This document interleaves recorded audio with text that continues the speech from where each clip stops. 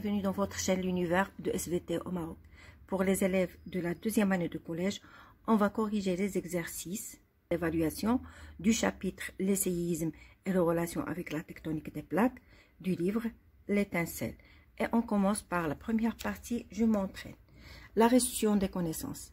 La première question, définir les mots suivants: épicentre, intensité, magnitude, sismographe.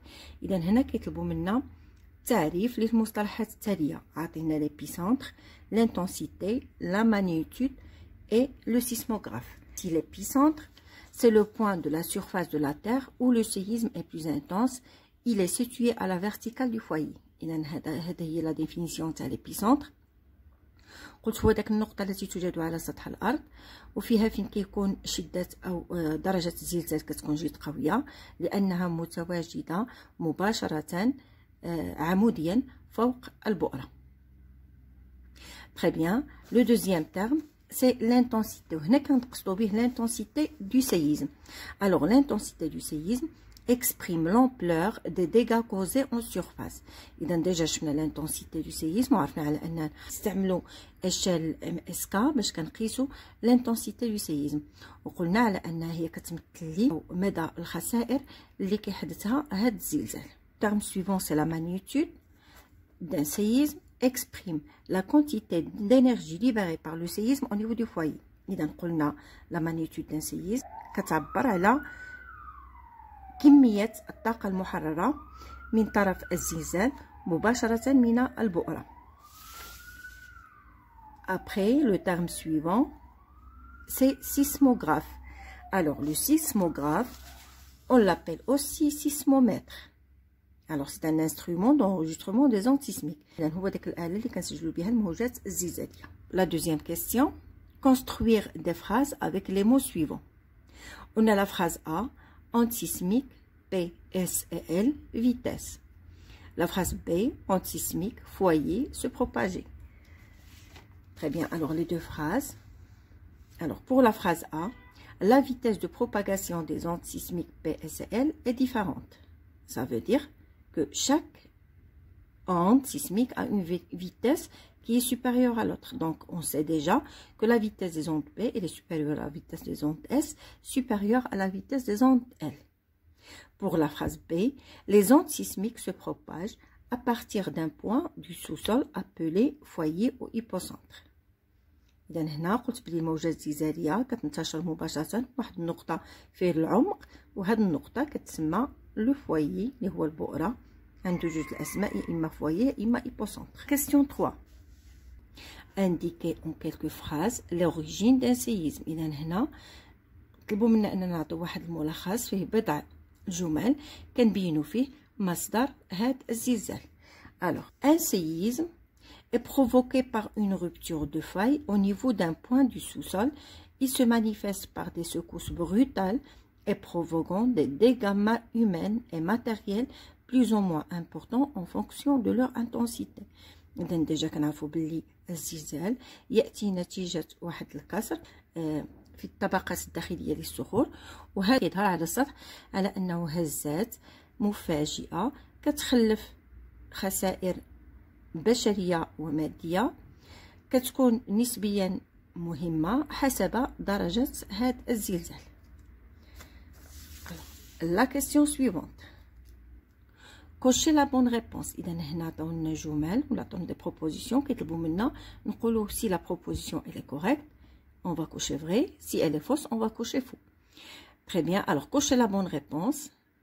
Le globe est formé de 4 enveloppes. Oui, c'est vrai, le globe terrestre est formé de 4 enveloppes. Les enveloppes sont, on a la croûte, on a le manteau, on a le noyau externe et puis on a le noyau interne. Donc, cette proposition, elle est correcte.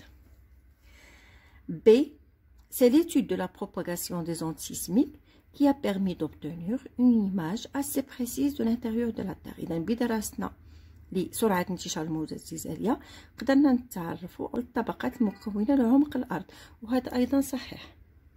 Cette proposition elle est correcte. Après, les plaques lithosphériques correspondent aux continents. Et ça c'est faux parce que le découpage des plaques est indépendant des continents. إذا قلنا تقسيم سطح الكرة الأرضية إلى قارات ما عنده حتى شي علاقة بتقسيم سطح الكرة الأرضية إلى صفائح صخرية. Donc cette proposition est fausse. Alors, هنا كتبت لكم les réponses.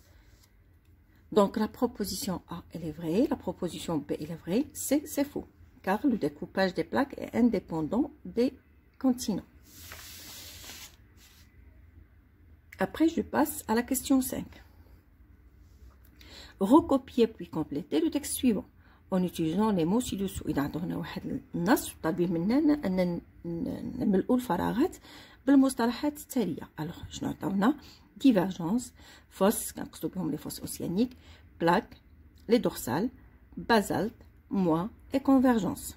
Alors qu'est-ce qu'on peut dire? La croûte océanique est principalement constituée de basalte. Voilà la roche qui constitue les fonds océaniques. Elle est moins épaisse que la croûte continentale parce qu'on sait déjà que la croûte océanique elle est moins épaisse que la croûte continentale, alors que c'est l'inverse. La croûte océanique est plus dense que la croûte continentale. La lithosphère est découpée en plusieurs plaques. Leurs frontières sont des zones de, alors les frontières il qui sont des zones de divergence ou des zones de convergence. Donc les zones de divergence sont les dorsales. Donc je vais mettre ici au début les dorsales. Ce sont respectivement les dorsales. Alors, ou des zones de convergence, dans ce cas on parle des fosses. Alors, les réponses. Alors, la croûte océanique est principalement constituée de basalte. إذا قلت القشرة المحيطية مكونة خصيصا من صخرة البازالت. Elle est moins épaisse que la croûte continentale. هي أقل سمكا من la croûte continentale اللي هي القشرة القارية. La lithosphère est découpée en plusieurs plaques. Alors, la lithosphère مقسمة إلى عدة صفائح.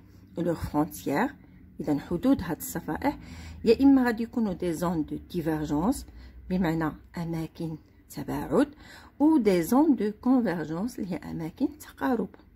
Et ce sont respectivement les dorsales. Alors les dorsales sont les zones de divergence et les fosses océaniques sont des zones de convergence. Après, je passe à la dernière question. Je m'entraîne. Expliquer la différence entre la lithosphère et la sténosphère. La lithosphère est constituée de la croûte terrestre, continentale et océanique et du manteau supérieur. C'est l'enveloppe rigide de la Terre, tandis que la sténosphère est le manteau moyen.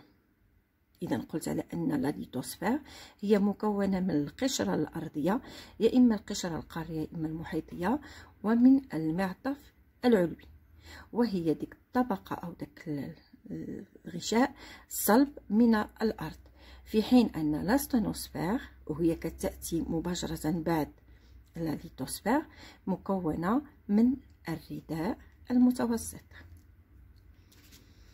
Très bien. Alors, après, la question qui suit. Croûte océanique et croûte continentale. Donc, on va faire la différence entre la croûte océanique et la croûte continentale. Alors, ici, la croûte océanique, elle est constituée principalement de basalte et de gabbro. Elle est plus dense que la croûte continentale. القشرة المحيطية هي مكونة خصيصا من صخرتي البازالت والجابرو، وهي أكثر كثافة من القشرة القارية، في حين أن القشرة القارية غادي تكون هي أكثر سمك من القشرة المحيطية. Alors la croûte continentale est constituée principalement de granit. Elle est moins dense que la croûte océanique mais plus épaisse.